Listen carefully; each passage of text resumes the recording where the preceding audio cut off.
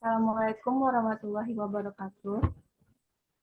Kami dari kelompok 11 yang beranggotakan saya sendiri yaitu Sati Davina Putri dengan NIM 210600179 dan teman saya itu Zahra Anissa Haudia dengan NIM 210600179. Materi kami yaitu transformasi pertanian dan pembangunan daerah pedesaan. Materi pertama yaitu yang akan saya jelaskan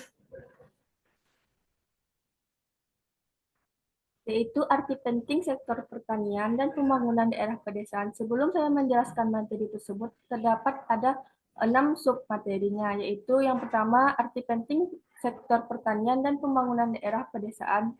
Yang kedua yaitu pertumbuhan dan stagnasi pertanian sejak tahun 1950. Yang ketiga yaitu struktur agraria di NSEB.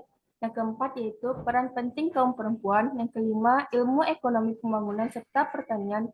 Yang terakhir yaitu menuju strategi pembangunan pertanian dan pedesaan yang andal. Materi pertama yaitu arti penting sektor pertanian dan pembangunan daerah pedesaan. Sektor pertanian ini adalah sektor penting dalam perekonomian sebuah negara, terutama bagi negara berkembang. Sektor pertanian memberikan sumber daya pangan dan bahan baku bagi industri pengelolaan. Selain itu, sektor pertanian juga memberikan lapangan pekerjaan bagi penduduk di daerah pedesaan. Pembangunan daerah pedesaan juga sangat penting karena daerah pedesaan memiliki basis utama bagi sektor pertanian. Pembangunan daerah pedesaan dapat meningkatkan kualitas hidup penduduk pedesaan, meningkatkan produktivitas sektor pertanian, dan mendorong perkembangan ekonomi lokal.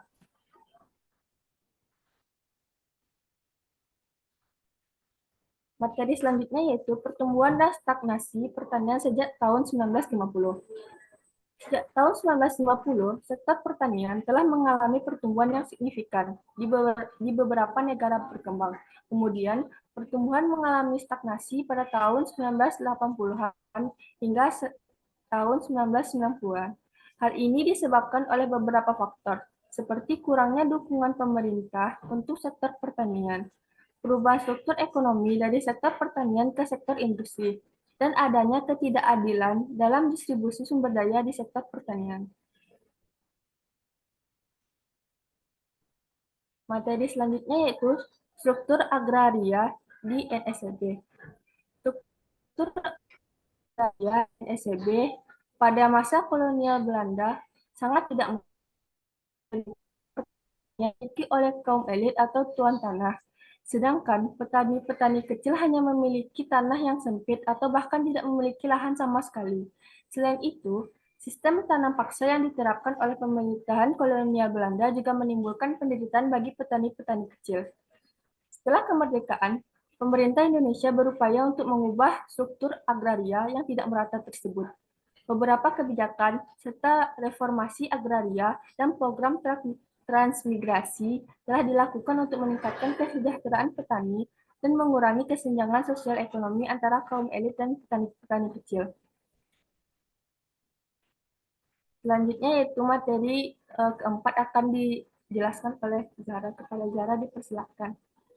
Baik, terima kasih untuk kesempatannya moderator. Materi selanjutnya adalah peran penting kaum perempuan. Kaum perempuan merupakan sumber tenaga kerja tambahan guna mengurusi tanaman pangan, mengurusi konsumsi keluarga, memelihara ternak, menekuni industri rumah tangga untuk mencari sedikit tambahan penghasilan keluarga, mengumpulkan kayu bakar dan air, memasak, serta mengerjakan segala urusan rumah tangga. Fungsi praktis menghabiskan seluruh waktu sehingga jam kerja para wanita lebih jarang dan lebih berat bila dibandingkan dengan jam kerja dari kaum pria. Jelas bahwa karena kaum wanita sangat berjasa dalam menyumbangkan sejumlah besar output pertanian, maka setiap program reformasi pertanian hanya akan berhasil jika mengakui dan melibatkan upaya pembinaan terhadap produktivitas mereka. Selanjutnya itu adalah ilmu ekonomi pembangunan sektor pertanian. Ada beberapa subbab diantaranya. Yang pertama itu transisi dari pola pertanian subsisten ke pola pertanian komersial yang terspesialisasi. Yang kedua itu ada pertanian subsisten, yaitu pencegahan risiko, ketidakpastian, dan upaya mempertahankan kelangsungan hidup. Yang ketiga itu pertanian bagi hasil dan pasar faktor produksi yang saling berkaitan. Lalu yang terakhir ada transisi menuju pertanian campuran dan terdiversifikasi. Yang kelima itu ada divergensi ke spesialisasi, itu pertanian komersial modern. Itu dalam pola pertanian terspesialisasi atau pertanian khusus pengadaan bahan pangan untuk keluarga dan sejumlah surplus yang dapat dijual tidak lagi merupakan tujuan pokok di sini. Yang menjadi kriteria keberhasilan adalah besar atau kecilnya keuntungan komersial dan hasil maksimum per hektar lahan yang diupayakan dengan berbagai metode produksi modern. Itu seperti pemakaian sistem irigasi yang efisien, bibit unggul yang terbaik, dan pemakaian pestisida yang ampuh dan aman. Lalu yang selanjutnya itu ada beberapa karakteristik umum dari pertanian yang terspesialisasi. Di antaranya itu ada penggunaan jenis tanaman tertentu, ada pemakaian modal secara intensif, ada penggunaan teknik-teknik produksi modern yang hemat tenaga kerja, lalu ada pengembangan skala ekonomi yang besar untuk mengurangi unit-unit biaya yang memaksimalkan keuntungan. Lalu materi selanjutnya itu menuju strategi pembangunan pertanian dan pedesaan yang andal.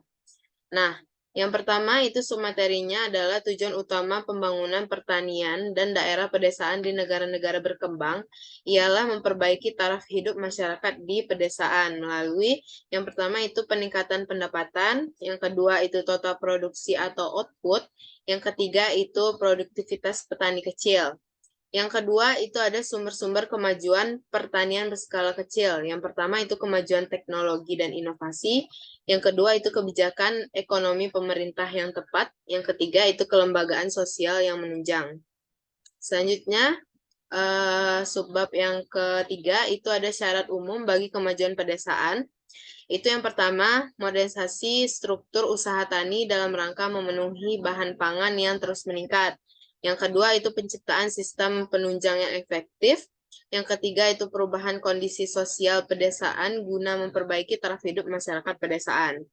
Nah, sebab yang keempat itu ada strategi pembangunan ekonomi yang dilandaskan pada prioritas pertanian dan ketenaga kerjaan paling tidak membutuhkan itu diantaranya yang pertama percepatan pertumbuhan output melalui serangkaian penyesuaian teknologi institusional dan insentif harga yang khusus dirancang untuk meningkatkan produktivitas para petani kecil.